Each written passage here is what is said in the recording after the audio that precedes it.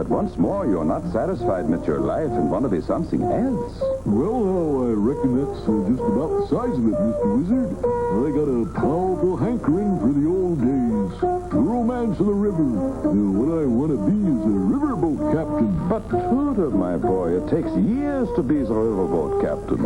You have to know every bend and twist in the river. Why don't you just be yourselves a nice little turtle boy? Oh, please, Mr. Wizard. I just know this is what I want to be. Well, I think you'll be sorry, but I let you try. It takes the great skill to navigate the tricky twists and bends of the river, and it took much strength to handle the big steering wheel. Besides being twisty, the river was very shallow in some places. To find out just how deep it was, they used a lead line, which was a long piece of rope with a lead weight on one end. The rope has the marks on it every 6 feet. The sailor would whirl the rope around and around and then let it go into the water. Then they would call out the mark and know how deep was the river. By the mark, Twain! Here now, sailor. Let me have a try at that. Since I'm the captain, I have to check up once in a while. One of the great dangers of the river was the fog. But this did not bother the brave river pilot. He kept sounding the fog horn and steering the straight course so that when the fog lifted, he was right where he was supposed to be. In the old days, the boats was run by the big paddle wheels that turned around and around. The wise riverboat captain knew enough to stay away from the wheels because they was very dangerous.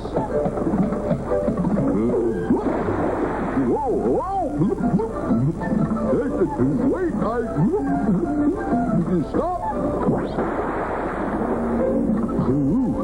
Only us captains are smart enough to get away from them wheels.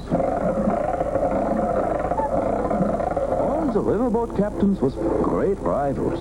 Each one thought he was the best on the river. And they was always having the race to see who was the fastest. The roughest, toughest captain on the water was Big Blackie Bark, king of the river. I'm king of the river, and my boat Bessie May can beat any boat from Natchez to New Orleans. Well now, Mr. Blackie, I don't know about that. I reckon I can beat you to New Orleans. By the great horned toad, nobody can beat me. I challenge you to a race. One of the most important parts of the race was getting started. First, the captains would build up the big head of steam. Then away they would go down the river. I said, away they would go. Once on the way, the boats really turned on the steam by throwing the big logs into the furnace. Mr. Blarney, more steam! Aye, aye, sir. Sometimes in a big race, the ship ran out of logs to burn. And then the clever captain would have the men throw on the furniture and everything else what was made of wood. Even the ship itself they would start tearing up to get more wood for the fire. More steam, Mr. Blarney! The pilots won't take any more, sir. I said get me more steam. I'm going to win this here race if it's the last thing I do. Help, Mr. Wizard! Help me! My plans just blew up.